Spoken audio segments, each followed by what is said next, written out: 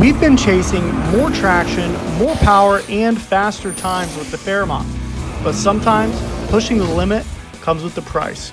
The plan was simple: upgrade the suspension, make room for the larger tires, and then take this thing out and see what it was capable of doing. Here's how it all went down.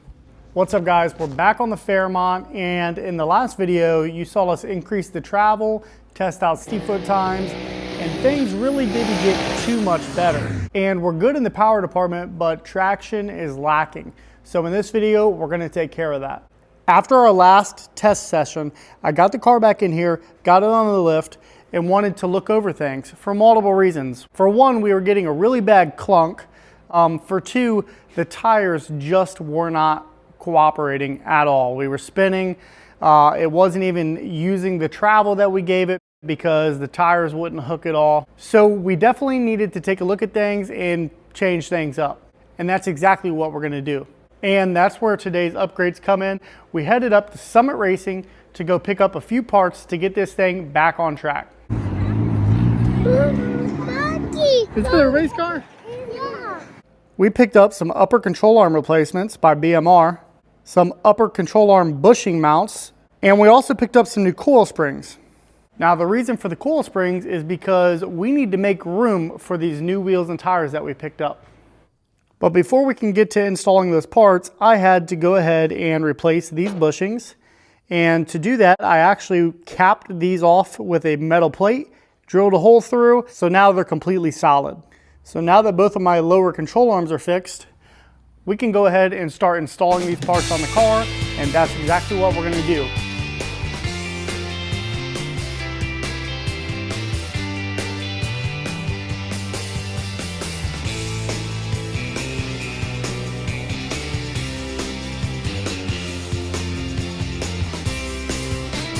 Okay, so don't mind the flashing, it's just my headlamp.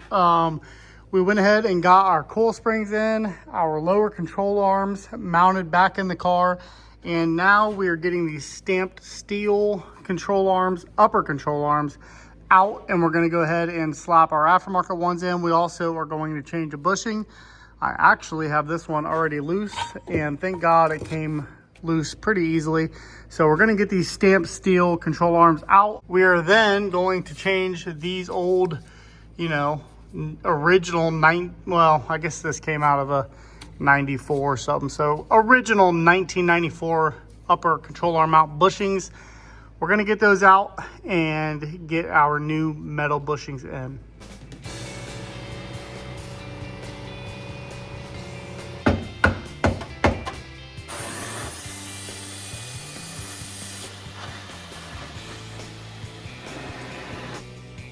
Well,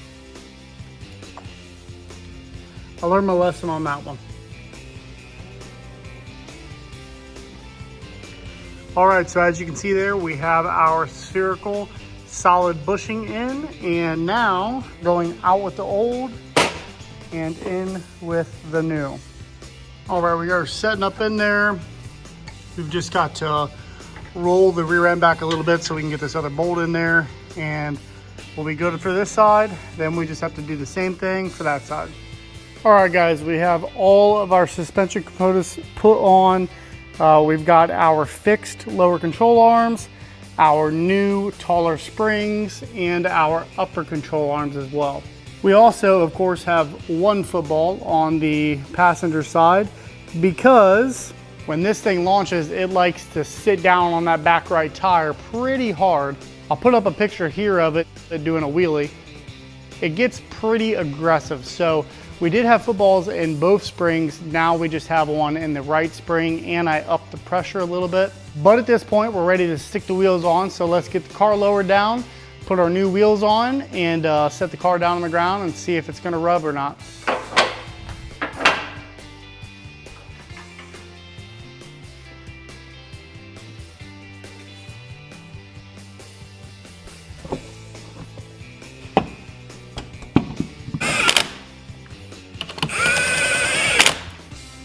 All right, guys, there it is on the ground with the new wheels and tires.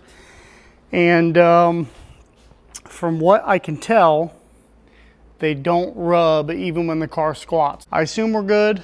Really, the true test will be taking it out and driving it. For me, that's tomorrow. For you guys, that's the next clip. All right, guys, so I just took this thing up and down the road and tested to see if the quarters were going to rub, and they did not. So I would say we're clear to go test this thing. So let's go do that.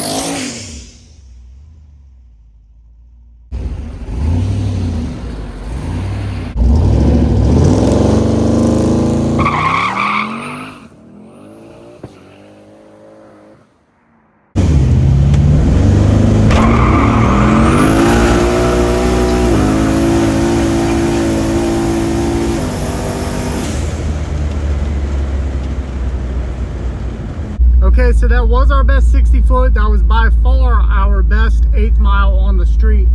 Almost in the sixes. Not really sure what I should change from here. I think I'm gonna get out, let some air pressure out of the tires just a little bit, and then try it again.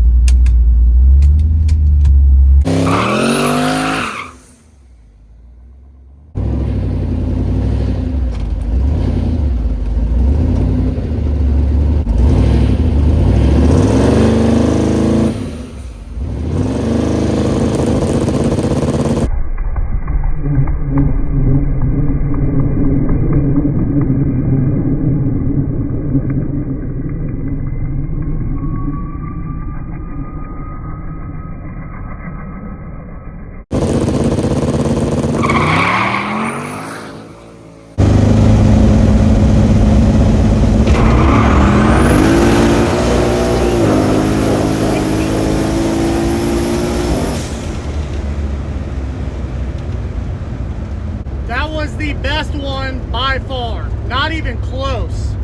Okay, yeah, that was our best one by far. I still would like to see that 60 foot down the 1.7s, but a 1.82 I'm not horribly mad about. Calling that good. There's no reason to blow the car up testing, so. But we're gonna get this thing back to the shop, look over everything, make sure everything's all right, and go from there.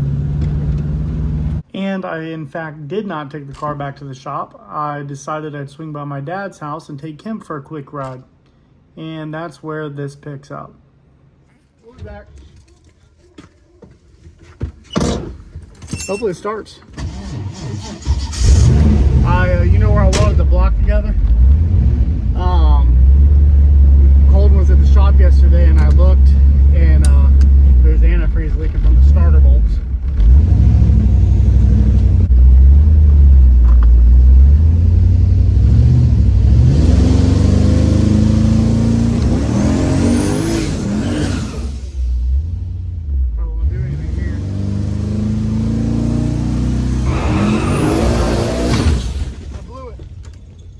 That was the motor.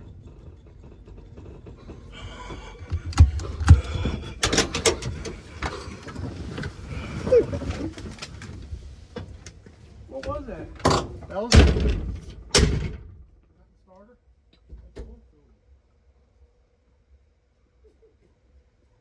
It must have blew the fucking block off. Oh no. Well. Yep. At least I did it here. Oh my God. Oh my God.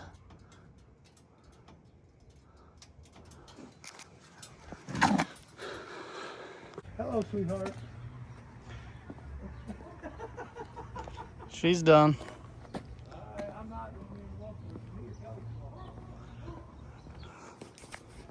I should have just drove it home. That is a piece of the block. the piece for the oil pan bolts.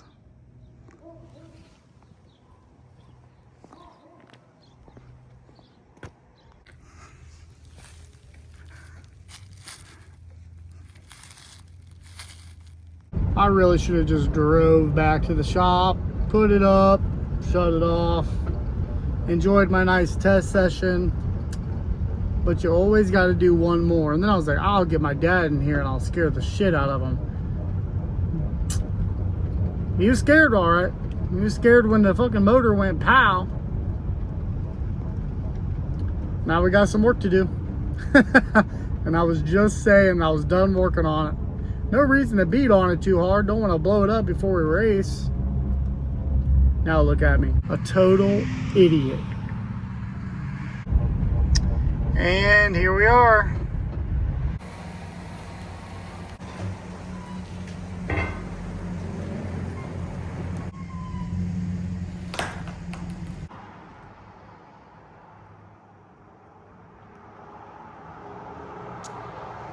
We did it. I'm like, thanks. I think it's funny, but at the same time, it's like, dude, come on.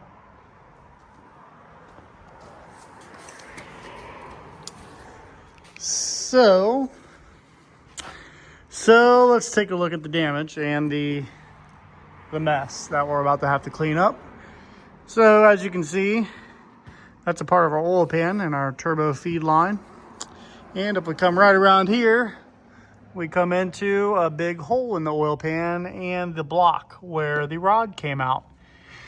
I'm assuming that a rod just broke. I'm willing to bet that the bearings and everything look fine in there. And of course, there's oil absolutely everywhere. So we're gonna pressure wash it. It's not a total loss for the situation because we're getting the chassis worked out and the engine's not going to change the chassis. The only thing is I'd really like to find another aluminum block motor because it's 100 pounds off the nose. And I really don't want to put an iron block one in it. I will if it's all I can find quick. But if I can find like a L33 or something, then I'll do that. But let's get this thing cleaned up. And this coming week, I will start looking for a motor for it.